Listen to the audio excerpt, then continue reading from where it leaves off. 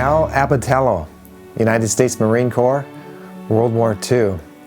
I interviewed Al in 2005. I was in South Florida then, looking for veterans who fought at Iwo Jima in 1945, and I was in the South Florida area at Lighthouse Point, Florida. I met Al and his son, and I entered his home that day, and he told me an amazing story, a gripping story of what he dealt with there at Iwo Jima as a young man.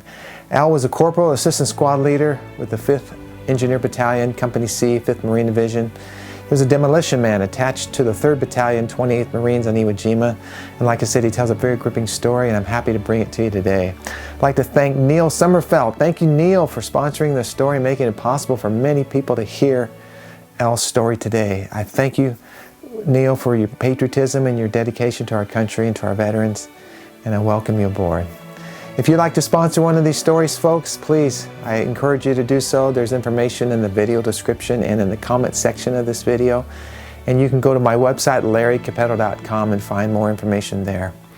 So I'm happy to be true to my word to Al. He's featured in my film, Iwo Jima, The Battle of Iwo Jima, my first film on Iwo Jima. And he just tells a great story. Big, loving, huggable guy. And I miss him. I miss all my veterans. They're gone now from this earth, but thank God their stories live on through this documentary series through the Voices of History channel. So share these videos, folks. Subscribe to this channel, and let's keep this thing going. God bless you.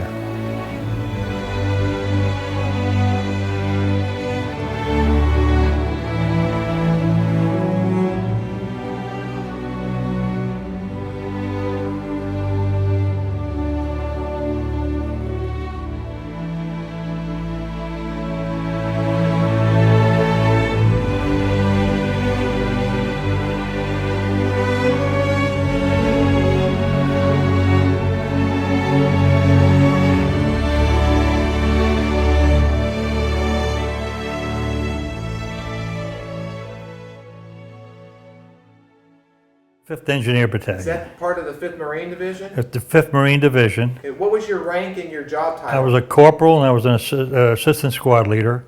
Okay. And in the engineers, we varied, but in combat, we became demolition men. And we were attached, just let me break it down fast for you.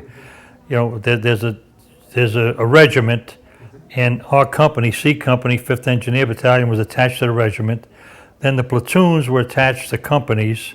I mean, the platoon was attached to the other things, and my squad was attached to G Company of the 3rd Battalion, 28th Marines, and in combat we did all that demolition work, caves and stuff. Okay. We logged well over 1,000 or something caves busted up.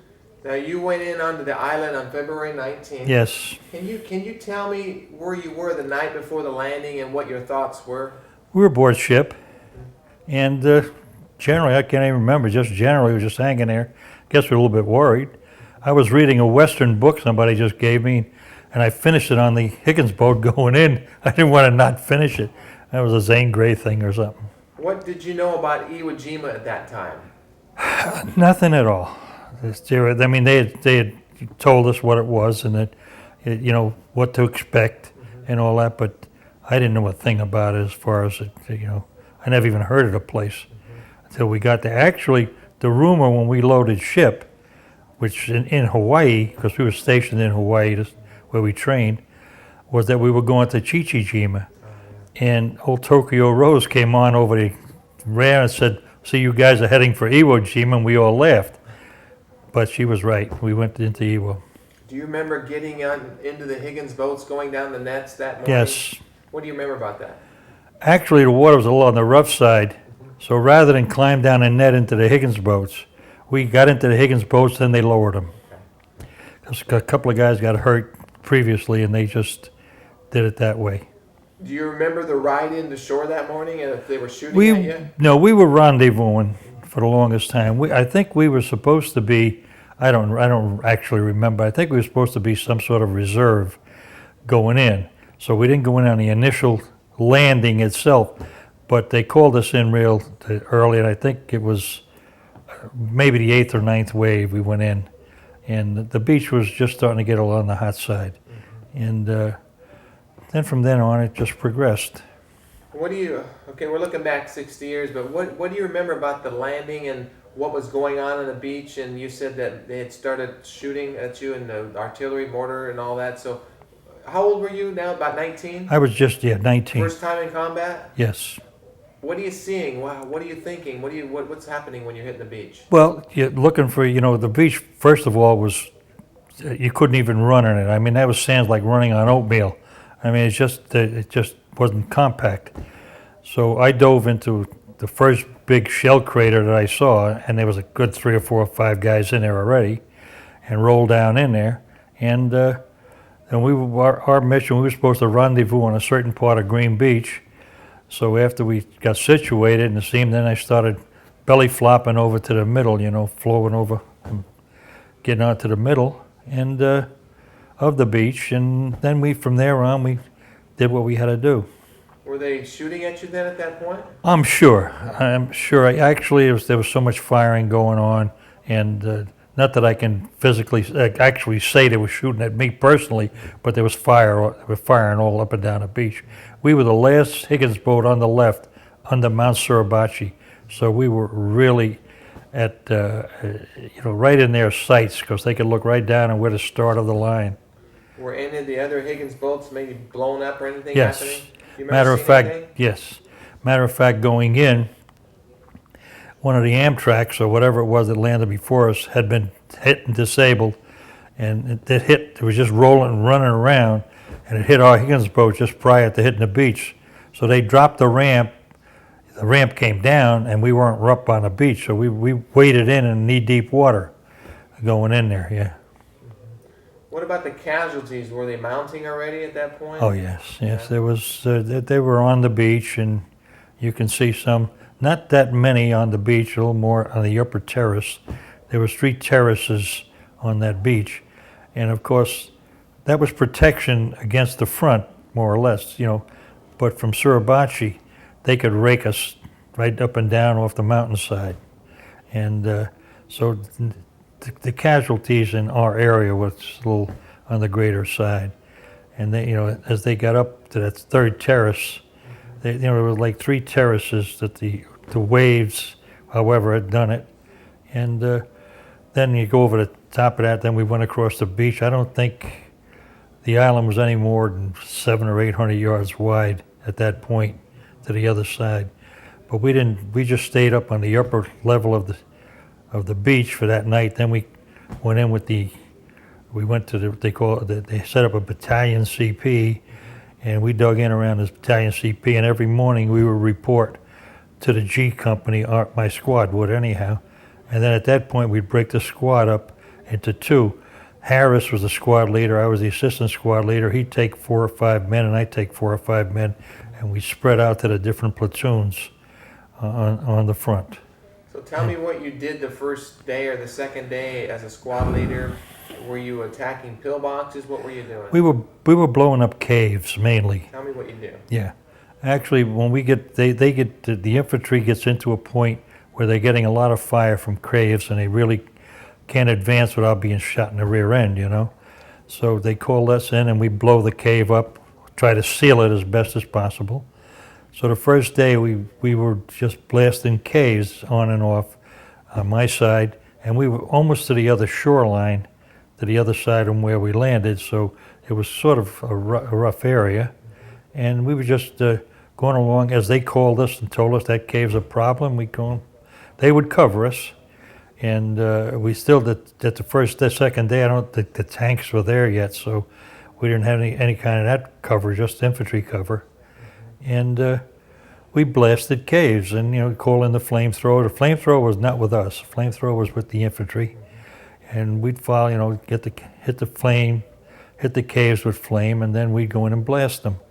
And try to blast them as good as possible, that you could seal them, or just throw a C2 charge in there.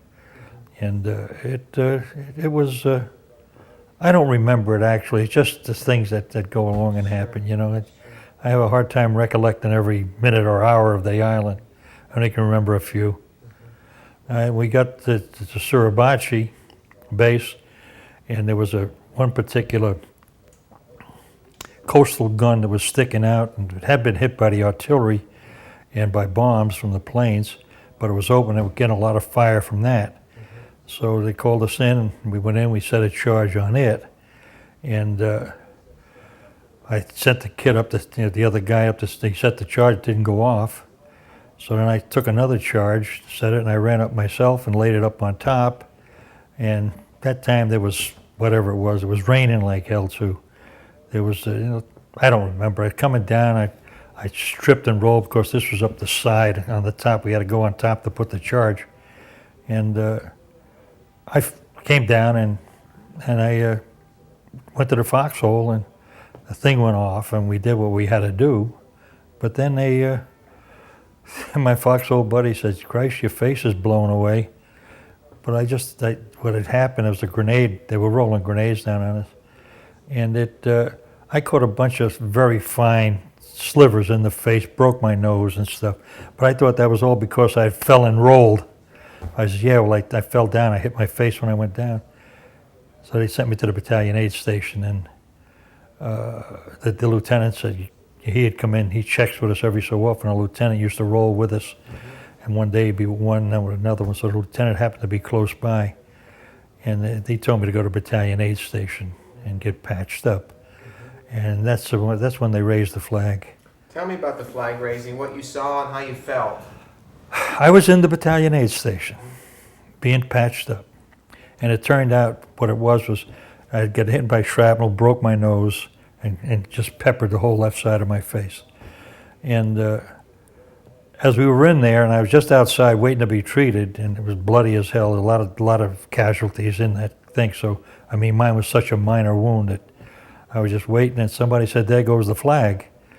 And they had I guess a captured artillery binocular or whatever, of the Japs, one of these big things you look into, And I went and I looked into it, and I saw the first flag going up, and they yelled at me because I got the thing all full of blood. But that was the first flag raising. I never saw the second one.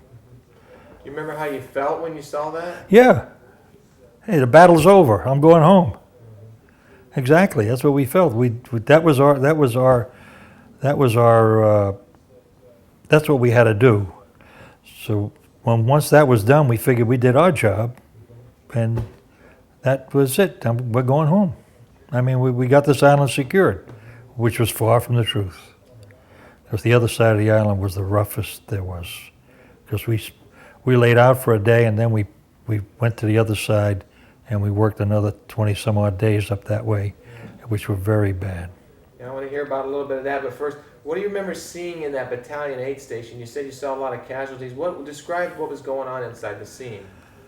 A battalion aid station is where you're dragged, or you go, or you bring yourself for the first preliminary type, whatever it is.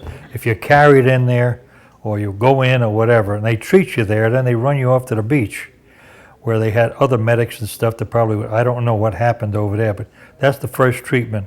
Then they run you on over, and you get to the beach, and then they get you on Higgins boats, put you out to a hospital ship or whatever. But the battalion aid station was a real busy place on Iwo Jima. I mean, it was really, there was a lot of casualties. And so when I went in there was quite a few guys that they had carried in on stretchers. And so that's why I was hanging on the outside. I was not a critical type thing. I thought, I kidded around with the corpsman. I says, "Hey, I got $1 million wound." You know what $1 million wound is? You get hit, then they send you away, but you're not really hurt that bad, And he says, "Yeah, you wish." And that was it. That was about all. So tell me, as you progress into the operation, you said the next 20 days were the toughest. What were some of the harder skirmishes or battles or things that happened to you? You can't pick any one thing, because actually it was a day-by-day thing. There were some days where and we were always, at night, we used to dig in around the battalion CP, and at night we were their protection, more or less. Plus, we used to scout all around the CP to make sure that there were no caves that would threaten them. So we would shut everything or anything that was threatening, and then we'd spend there. In the morning, we'd move out to the on the call of the line companies, which happened to be G Company. Although at times we worked with other companies when they had problems, like on Hill 362, they called us in, and that was like, you know, different company, HRI company. But that's what you did, and you blasted caves. You had cover from the infantry behind you, and then the artillery finally came in, and they would lay down some artillery, and then you would be able to start the work until we hit the far end of the island, where there were ridges, you know, maybe 20 foot high or so, and they're just continuous. Like there would be a ridge and then a little flat area, maybe a couple hundred feet, then another ridge. So when you worked there, you couldn't, if you went over that ridge, you had no cover. Yeah. So you had to have your cover was the people behind you. So in a few cases, we had to roll over the ridges because of, you know, because there was some action coming out of there, and so. But the majority of the time, we stayed on a ridge up until they came and they could cover us. Then we would proceed to go in. And you know, the Marine Corps, boy, you look out for each other. You know, it's the way they are. What do you? Well, let me ask you this. Tell me about the camaraderie in combat, the Marine Corps, the training, and how you look out for one another. It's no different than if you were on liberty. I mean, you get into a fight with a sailor, you go with them. I mean, you know, this is the. But in combat, it's just the whole. You're looking out for after your buddy. He's looking out after you. I mean, he's not going to let some Jap come up and whack you with a samurai sword or nothing, because he's going to put him down. But you were very, very close, and as some of the guys got killed, it was really, really, really hard. You know, it hurt. It hurt. And how was it? It's just fantastic as far as it goes to this day. I mean, not only then, we still have company reunions. I mean, to this day, I mean, we're like brothers. It just doesn't change. I mean, with the guys that had got carried off the island wounded, and with the guys that made it through the operation, and we have a good time. Matter of fact, he got hit on D-Day on the first day, was the artist in resident for the Marine Corps, Charlie Waterhouse. I don't know if you've seen his work. I've heard of him. It's fantastic. I've got all his work here. He sends it to me all the time. He was a real buddy of mine. And so, you know, when we have these reunions and stuff, it is just, it's like we were back there again, you know. We were buddies. I mean, real buddy, and you looked out for each other. You really looked out for each other. Well, Al, tell me what you recall about any of your friends or that were killed or wounded. I mean, who comes to mind and what happened?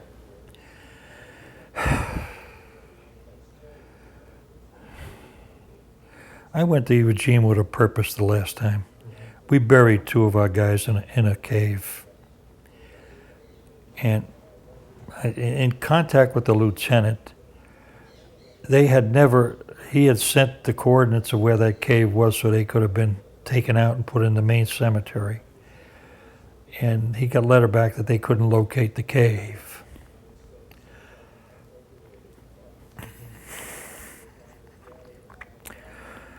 So anyway, one of my purposes there was to see if I could locate the cave, just to see if it had been opened up. And I think I found it. I'm not positive because the island is all green now. There wasn't a bit of green when I was there. From what I understand, when the Americans had it, they seeded it and planted it for some reason or other. I don't know. But I think I found the cave. And I couldn't really, I'm about 95% sure.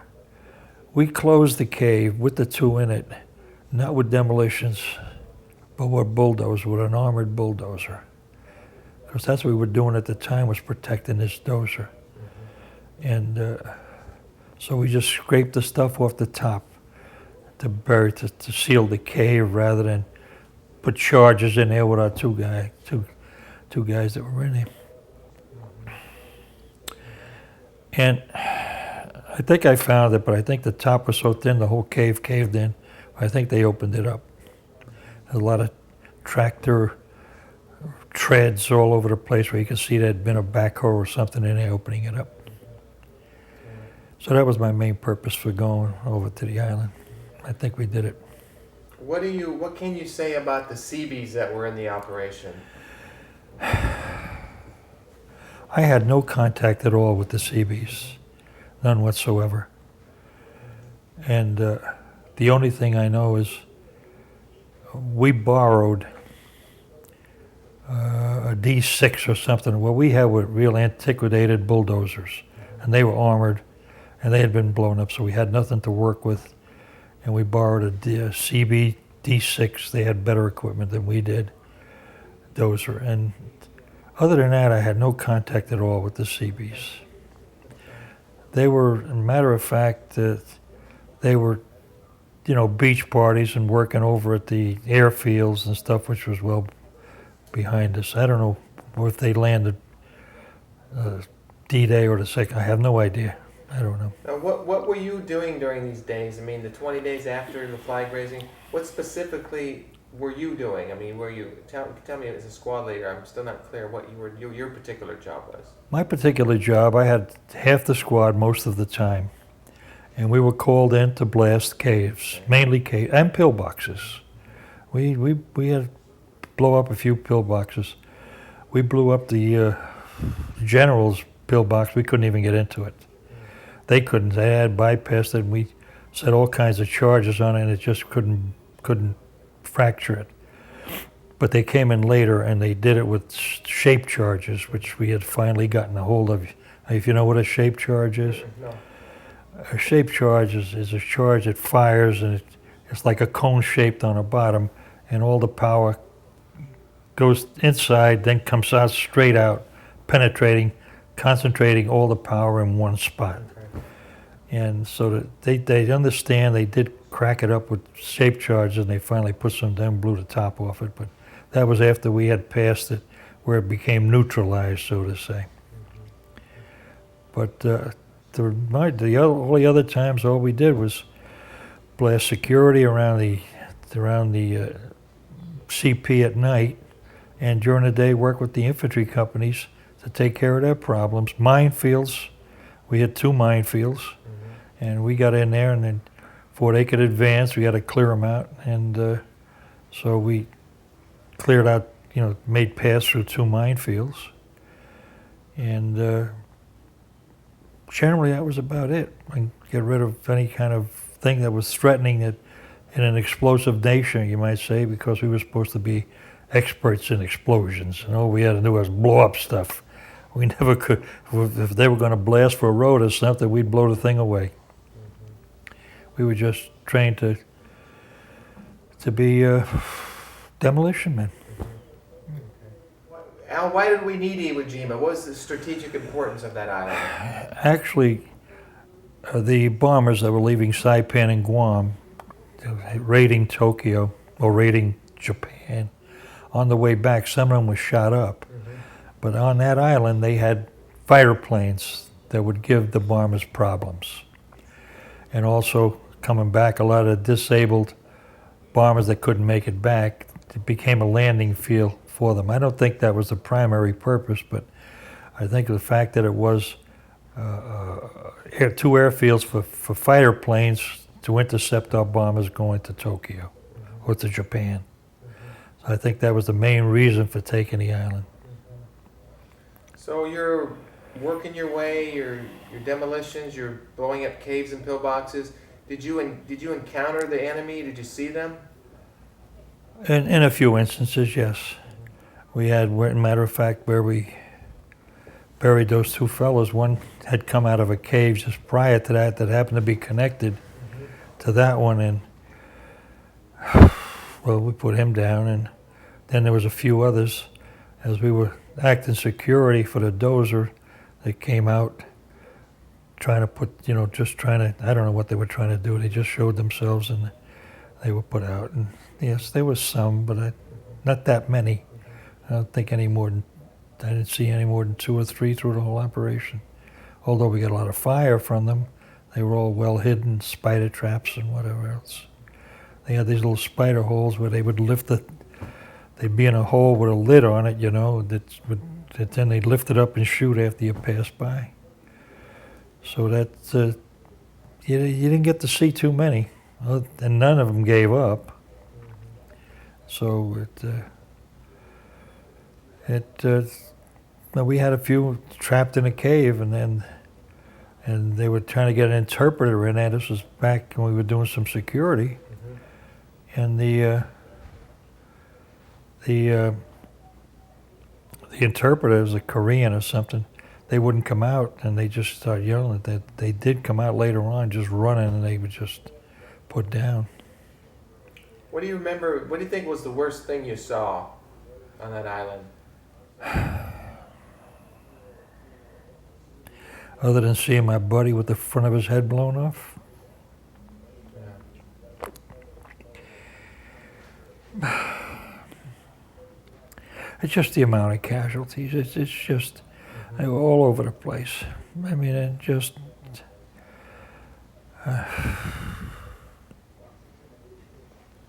How can you be prepared for a situation like that? How do they train you? I mean, how do you? You're 19. They train you.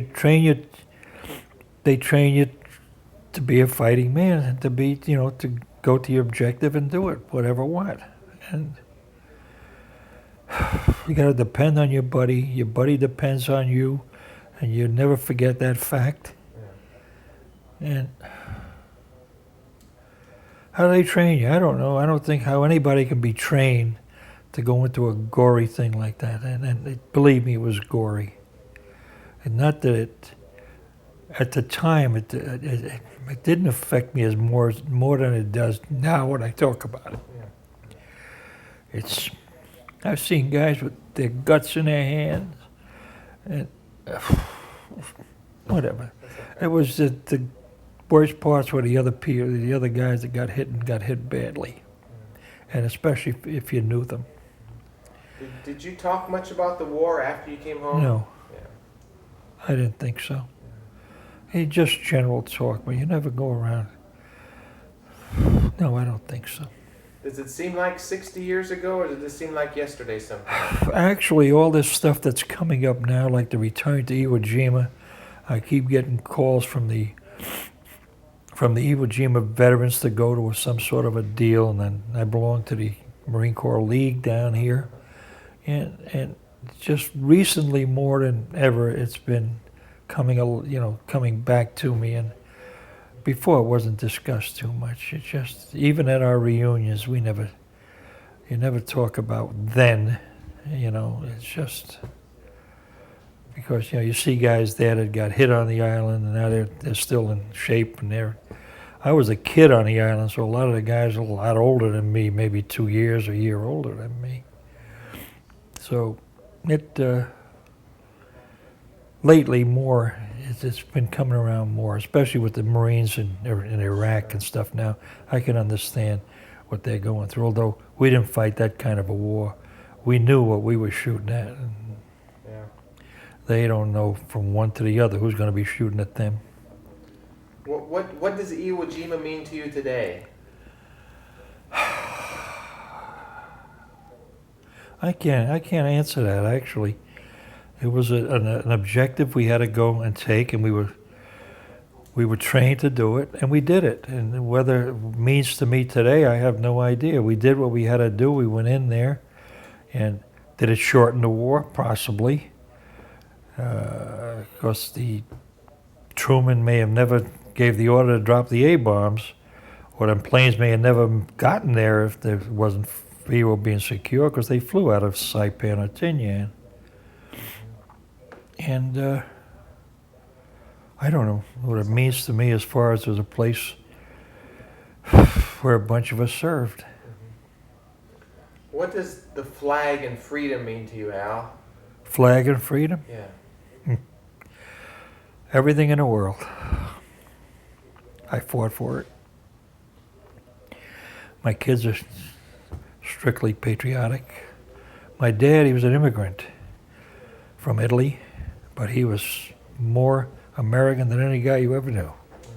Of course, he came when he was a young boy, but the flag means to me, it's our nation. The flag's the symbol of our nation, and it's really that's a question I don't really know how to answer, other than it's my flag. It's mine. What would you tell a young person today about the price for freedom?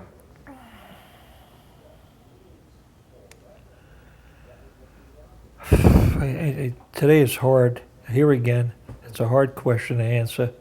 The fact is, there's a lot of people, you know, you go into a place like Iraq where maybe a lot of people don't see the reason for us being in there, that it's in any way threatening our security, because it's, of course you could go, I think it was Theodore Roosevelt that wanted to just close all the borders around and be an isolationist or something, which you just can't do anymore today. There's too many interests that go in there. A lot of our, even though people figure they're money people for the oil and stuff, but it's still our economy, and it's got things to do with the way this country advances or handles itself. So I don't see anything wrong with what they're doing today. I sure in hell wouldn't like to send my son there, but I don't know. It's a tough question. Okay. Did you see? I've seen pictures of cemeteries on Iwo Jima back during the war. Did you walk through any of those? We didn't have time. We were on the front line up until the day after the island was declared secured, which was long before we was secure. Pardon, because we were still in the last. We were up in the last that we call Death Valley, and it was where all those ridges were, and we were still moving ahead and mopping up. And right after that, we pulled back to the company CP, which was at the regimental headquarters, and we set up, we spent the last night there. We're going to leave the next day, and we set out. We were right along the water's edge. There's a lot of cliffs and paths stuff, and they were getting some infiltration through that side. There's areas that you couldn't really cover, a lot of caves and stuff that they could hide in. So they asked us to set out some mines, which were bouncing betties. You know what a bouncing betty is? We set out 6 bouncing betties along that area. And that night, 4 of them went off. And from what I understand, the Japanese continued up this thing until they got towards the airfield up the other end, and they banzaied, or whatever you want to call it, into the Seabees and the Pioneers, which was part of the 5th Division. They were the ones that were, you know, for unloading ships and taking care of the rear areas and stuff like that. And they went into them, and the Pioneers did put a stop to, did finally stop them. But then the very next day we left, so I never got to the cemetery, no. No, the only thing I saw was just the pictures of it later on. Sure. Do you think that we're forgetting as a society about World War II? I think so. Yeah. I think so. There was a lot of lives were given for it, and I think they're forgetting it. Just like as a kid, I forgot World War I. What the heck was that? They're talking 60 years ago. There's no kids today that's going to remember 60 years ago. It's ancient history, like talking about the War of 1812 or something to them. I don't know. I really don't know. That's one reason I'm doing this, is to try to raise the awareness of our younger generation of what happened 60 years ago. And that's part of why I'm doing this. Yeah. And the first-hand account of this incident that you're talking about is powerful. In fact, we spoke at a school on Friday in Miami, and the kids were in tears. Had a couple of World War II vets from Iwo Jima with me from the 3rd Division, and it was amazing, very receptive. The kids were very receptive. Yeah, I went to my daughter asked me to talk to her class a year ago, which I did. And actually, my granddaughter wants me to go to her class or where she attends school to talk, and I said I would. And also the priest of my church, father, he said they have a Catholic school there, and he asked if I would talk. I haven't been there yet, but sure, I'll just answer questions and stuff. It's in front of kids. It's not something that I don't know. Just the thing I saw was just sit there and answer their questions, and they came up with some doozers. That's another question I wanted to ask you quickly. Is before the operation, the campaign on the ship, or even on the island, did you partake in any prayer services or anything? Oh, sure. Can you tell me what you remember about that? Actually, after we secured Iwo Jima, we had our chaplain was Father Bradley. Matter of fact, I got a picture of him. I just contacted where he was. I have a picture of him now today and where he is. Get it in a newspaper. Somebody sent it to me. But and our regular chaplain was Father Suver. And I can remember after we secured the mountain, he held services, and I got communion at the service. And that's the one time, being Catholic, you didn't receive communion unless you went to confession. But at that time, he said it was absolution, which is the way it goes. And that was, yes, I remember him. And I do remember Father Bradley being with us at different occasions, coming into the battalion CP, sometime even, in the first 3-4 days of the operation, we're cutting across the island. We're getting fire from both sides, and any place in there was not a safe area. And because they were fighting up on the one side, and we were fighting the other side where we split the island. But I can always remember Father Bradley being right there. I mean, at the battalion CP, he was there. What was he doing? Talking, praying, giving last rites? Taking care of wounded, giving them the last rites, and that type of thing. Yeah, at battalion aid station, there at the CP. It's amazing you remember that. That's an amazing thing. Yeah, him I remember. Yeah, I interviewed a man named Greg Emery. He was a corpsman with the 5th. I know him. He's here. I've met him. Yeah, he referred me to Father Bradley. Yeah. Who's in New Jersey? Yeah, I got a friend of mine from New Jersey sent me a clipping on Father Take Bradley. A look. That'd be great. Yeah. We're almost done, Al.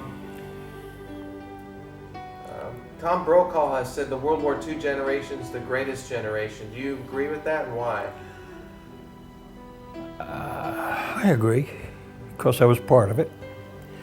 And secondly, they went all out, not only the Marine Corps, the Army, the Navy, everybody else, without question.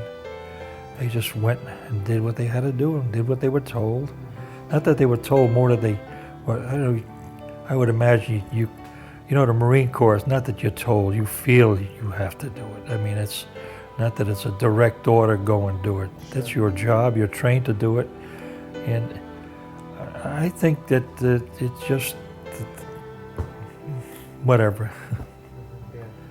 I'm going to ask you to do one more thing, if you would. I've asked all the veterans to do this, but at the end of the interview, I know indoors without a cover it's not appropriate, but could you give me a salute into the camera? They can't salute uncovered, you know that, right? Can you get something? You just want me to be standing or just from here? Can we get you a hat? Do you have something to put on?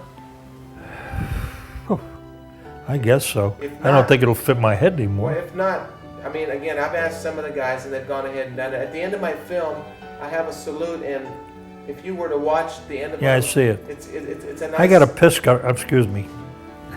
They called them piss cutters.